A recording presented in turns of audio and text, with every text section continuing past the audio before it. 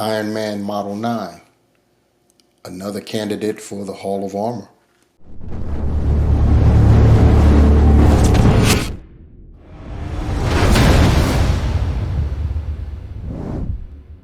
What is good, my peeps? It's the Ruckus back at you again with another action figure review. This time continuing our march down the Iron Man retro wave. We have our second Iron Man offering in this wave. There are three different versions of Iron Man in this wave. The first one was the Iron Man Model 01 Gold variant. This is Model 09 or Model 9. And this is the big boot armor right here. You see what we got going on in the packaging. Got a second set of hands, and we've got effects, both smoke effects as well as repulsor blasts. You see we've got the retro style artwork there. Turn to the rear. We've got the sketch showing how you can change up the hands and apply the smoke effects to the repulsor ports. Coming back around, we have our final look at Iron Man, because this is retro style packaging and you know what happens next.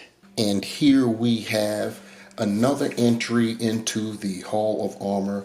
And yes, I've mentioned that twice because I am going to have a Hall of Armor display at some point, and this wave has helped greatly to increase those numbers. So I'm looking forward to that. Anyway, this is what we have here, the Model 9. You could see basically it's classic Iron Man. It gets its inspiration from the classic Iron Man design. Of course, it's gold and crimson, and the helmet is classic Iron Man that we all know. And you know, there are some changes going on. The most notable, obviously, are those boots, those big boots. That was, I believe this was designed by John Romita Jr., if I'm not mistaken. And I don't know what possessed him to come up with boots this big and this clunky, but it hung around for a bit of time before Tony upgraded his armor yet again. But yep, this is yet another entry into our Hall of Armor, and I don't know how many I've got amassed so far, but I've got quite a bit. And with the announcement of Hulkbuster, that's going to be the topper. I was talking so much about my upcoming Hall of Armor display that I forgot to mention or demonstrate the accessories. We've got the repulsor blasting hands. Unfortunately, these are the hands that don't have any hinges, so don't even try to articulate them, or else you may find yourself on the wrong side of a broken peg stem. We also have these smoke effects, which they're molded in a blue translucent plastic, and they can fit in those repulsor ports. And we also have repulsor blasts, and I believe they obviously they could fit in the ports, but I think that they'll fit. I believe we've got peg holes at the bottom of the feet, so if we do, they'll fit there too. And yes, I'm saying if we do, I have not inspected that yet. Now, getting to brass tacks, or iron tacks in this instance, we've got our Iron Man close up, and like I said, you could see that the helmet is basically the design that we've all come to know and love with our Iron Man. Gold faceplate, and the helmet itself is red. You've got different kind of ear housings. They're normally round, but in this case they're rectangular, as you can see right there. Going down We've got for the Unibeam, got some blue in there, and I've got some marbling, but I like marbling when it comes to Iron Man. It makes it look more metallic to me. Some people probably disagree with that, but it is what it is. Got the, other than that, we're just basically red and gold. We've got large gauntlets there, the epaulets, and you see how those are. Those are pretty big too. But of course, the piece de resistance in terms of big are those boots. Huge. But I can tell you this, you won't have any problem standing. That's for sure. As far as the articulation on this guy, his head is on a ball hinge, so he can look up like that, which is great because we all know Iron Man's a flyer. He can look down that far. You're not going to get anything in terms of pivot. You will get 360. He can get his arms up to a T-pose, and the shoulder pad, the epaulet, is connected to the shoulder, so when you rotate 360, it'll go with the shoulder blade. Mine's is kind of tight, but it can move out this way. You do have the bicep swivel. We've got nice seamless double jointed pinless elbows. That just makes the armor look that much better. In terms of our torso, he's got an ab crunch. He can go forward that far, back that far. He's got waist swivel right there. Hips go out this far. This is crazy. That's pretty far. He can lift his legs up definitely 90. Go back about that far. He's got the swivel at the thigh.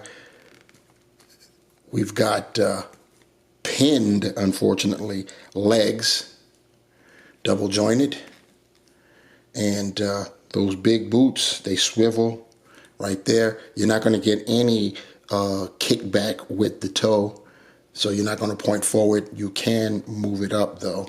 And in terms of the ankle pivot, very little, but there is some there, and we do indeed have holes, peg holes at the bottom of the feet. Here's the Iron Man 80th anniversary figure, and compared with this one, so you could see the similarities and the differences. I went with this because it was this is what kicked off the baseline for all of the Iron Men we've gotten since this first one. I could have broken out the 20-year Toy Biz homage version, which would have been similar in color scheme to our Model 9, but I said, what the heck? And since we have in this wave the model that kicked off all of the Iron Man that we have come to know and love, we've got the Model 1 version, the gold edition. Here we have our Model 9 with the other two figures from this wave that I've reviewed. On our left, we've got Count Nefaria, and on the right, once again, making another appearance, we've got the Model 1 Green Edition. And I just realized something. These are smoke effects. I believe this is the first time we've gotten smoke effects like these. They actually have pegs that port into the repulsor holes. So, hey, something new, something different. Bravo.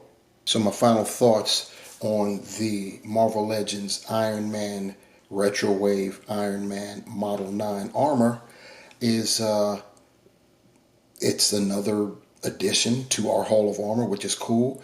The articulation, I mean, it's everything that you expect, that we've come to expect with an Iron Man action figure from Marvel Legends. It's got, the size that Iron Man more or less should be. And this is, it's based off of the classic design. It gets its inspiration from the classic design, but obviously there are several differences that make it distinct from that classic design. In terms of this figure itself, we got a mismatch. We got half the satisfaction. In other words, we got pinless elbows, but we got pinned knees. So it is what it is. They went on and recycled the legs, even though they had to adapt with the big old boots that we have there with this, which is the Model 9's claim to fame. But other than that, it's still a good looking figure. We got our first taste of different kind of smoke effects that actually peg into the ports for the repulsors. So that's pretty cool. Glad to have that. So we did get that. We got the hands that shoot the repulsor blast, which you see them sporting there. Unfortunately, they're the same ones that came on the 80th anniversary version. They do not hinge at all. So don't forget that. You have them in, then you want to change up, and then you try to articulate the wrist, and you'll end up bending, stressing, or even snapping that peg, and we don't want that. Anyway, that's what we got going on for the Model 9. We've got another model, and that'll come down as we march along with the Ironman Retro Wave. So we'll see how that will look and how that will turn out. Let me know what you guys think about this guy right here. What do you think about this wave thus far? Let me know in the comments below. Also, like, share, and subscribe to the channel. Hit the notification bell so you already know what time it is. You want to find me, hit that, and you should get the info that you need. And that's how it'll get done.